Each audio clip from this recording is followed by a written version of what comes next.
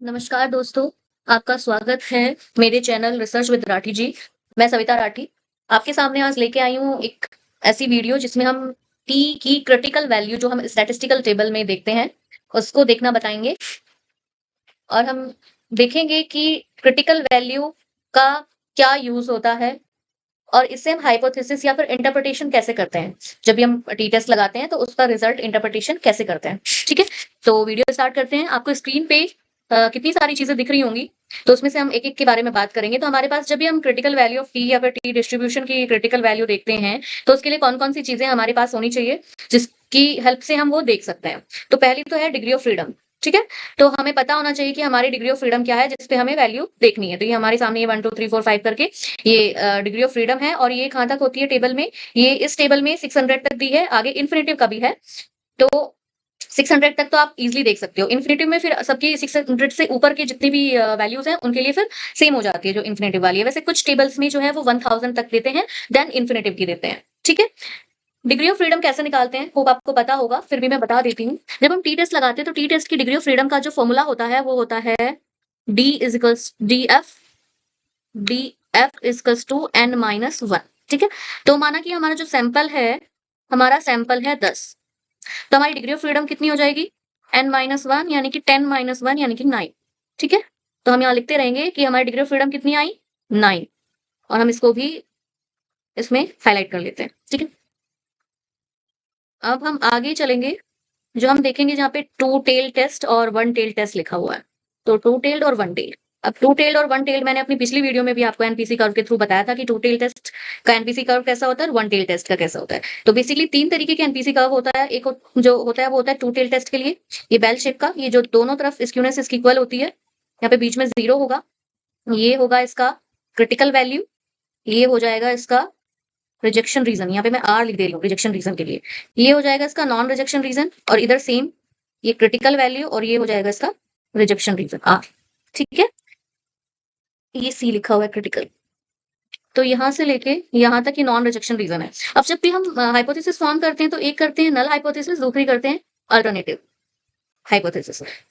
तो अब हम इसमें नल हाइपोथेसिस की टेस्टिंग करते हैं, क्योंकि अल्टरनेटिव हाइपोथेसिस में तो हम हमेशा अफर्मेटिव सेंटेंस से लिखते हैं कि there is a positive relationship between, लेकिन नल में हम लिखते हैं देयर इज नो रिलेशनशिप। तो हमें ये देखना है कि रिलेशनशिप है या नहीं। तो जनरली हम नल हाइपोथेसिस टेस्टिंग करते हैं।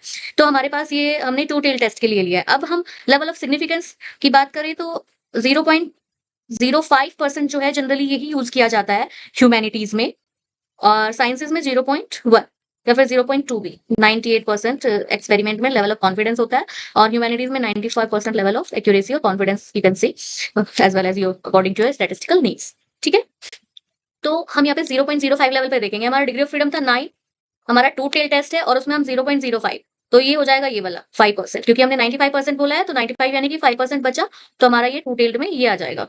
ठीक है, तो इसमें हम देखेंगे 9 पे, तो हमारी वैल्यू कितनी है 2.262। तो हम यहाँ पे लिख लेते हैं इसको, जो क्रिटिकल वैल्यू है ये सी की जो वैल्यू है 2.262। अब इसका फायदा क्या है, क्या यूज है इसका, क्यों हमने यहाँ पे लिखी है। तो हमने जो टी टेस्ट लगाया था उस टी टेस्ट का मान लिया उसकी टी वैल्यू जो आई है एसपीएसएस के थ्रू या फिर एक्सेल के थ्रू, जैसे भी आपने टी टेस्ट लगाया उसकी जो वैल्यू आई है वो आई है 2.27। ये पहली कंडीशन है, हम दो कंडीशन पे इसको बताएंगे। ठीक है, पहली कंडीशन है इस पे हमारी जो टी की वैल्यू आई है वो है 2.27। जो दूसरी कंडीशन है, दूसरी कंडीशन में हमारी टी की वैल्यू 1.526 आई है। ठीक है, तो पहली वाली को हम देख लेते हैं। तो पहली वाली 2.27, हमारी यहाँ पे जो सी की वैल्यू है क्रिटिकल वैल्यू है according to the statistical table वो है 2.262। ठीक है, तो ये जो है 2.262 ये 2.27 से छोटी है, यानी कि ये कहाँ आएगी, ये हमारी 2.262 तो यहाँ पे आ गया, लेकिन ये वाली जो ये बड़ी है तो इसके इधर ही आएगी, इस वाले एरिया में कहीं जो रिजेक्शन रीजन है। तो हमारी नल हाइपोथेसिस जो है वो क्या हो जाएगी, रिजेक्ट हो जाएगी, क्योंकि ये बड़ी है।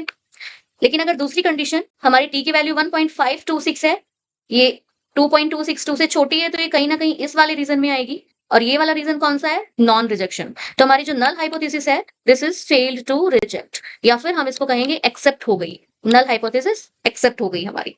ठीक है, कि देयर इज़ नो सिग्निफिकेंट, वो सही कह रहा है। तो आपको ये आ गया नल हाइपोथेसिस को कैसे एक्सेप्ट और रिजेक्ट करते हैं, और क्रिटिकल वैल्यू का क्या यूज़ है। बहुत इंपॉर्टेंट है क्रिटिकल वैल्यू, और उसको करेक्ट देखना आना चाहिए, वरना आपका पूरा टेस्ट, पूरी आपकी स्टैटिस्टिक बेकार हो सकती है।